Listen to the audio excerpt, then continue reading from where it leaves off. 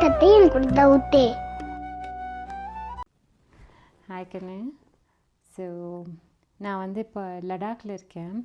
So இங்கே ரொம்ப குளிரான பிரதேசம்.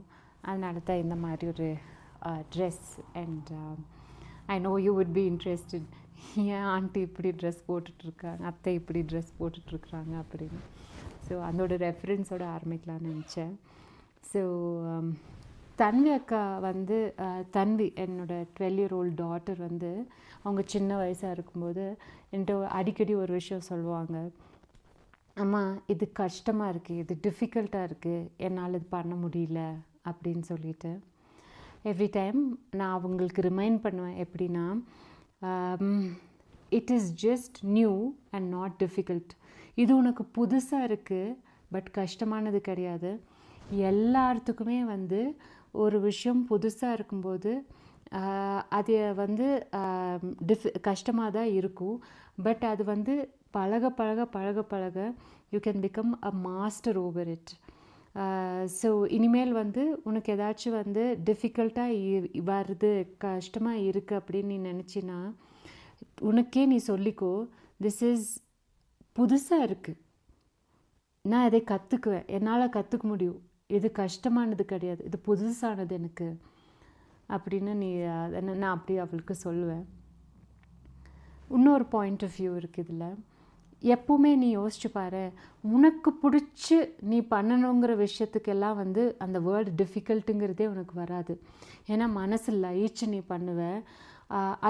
அதனால் உனக்கு அது டிஃபிகல்ட் இல்லை அப்படிங்கிறதே உனக்கு தெரியாது. You just are involved in it. அதனால் அப்படியே போயிடும் உனக்கு.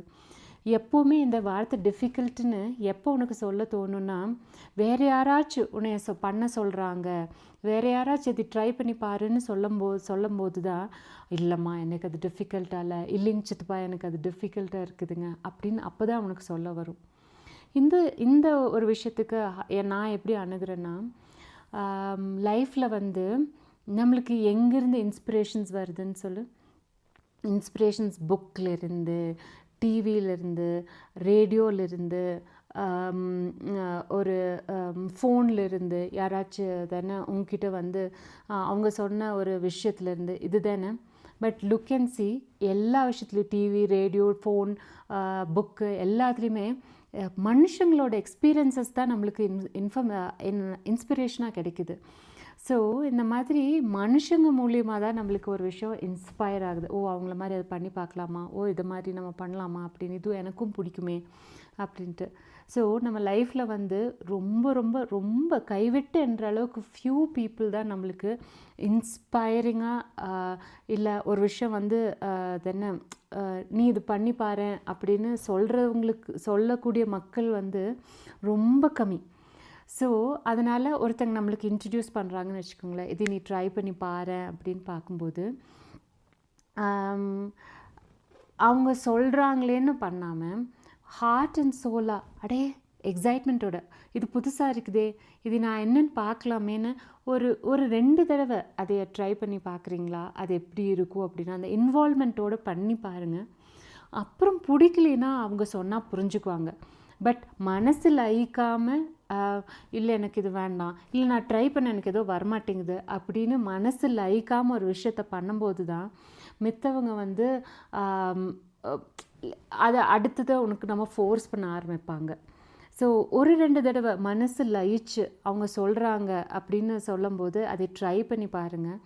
பிகாஸ் இந்த few trials of few things நம்ம பண்ண இந்த எக்ஸ்பீரியன்ஸ் தான் will add up to what you're choosing as a career, what you're choosing as லைஃப்பில் ஒன்று ஃபர்தராக நம்ம பெருசானா என்ன பண்ணலாம், ஏது பண்ணலாம் அப்படிங்கிறது இந்த குட்டியான எக்ஸ்பீரியன்ஸஸ்லேருந்து தான் நீங்கள் அந்த மாதிரி பெரிய டிசிஷன்ஸ் அண்ட் சாய்ஸஸ் பண்ண போகிறீங்க. ஸோ அதனால் வில்லிங்காக ஹார்ட் இன்வால்வ்டாக அதை நீங்கள் ட்ரை பண்ணி கற்றுக்க ஒரு 2 தடவை ட்ரை பண்ணுங்களேன். அதுக்கப்புறம் பிடிக்கலனா பரவாயில்ல, பட் அந்த first 2 trials with lot of hard try. So எதுவுமே டிஃபிகல்ட் இல்லை, it's just new. Yeah, see you, bye.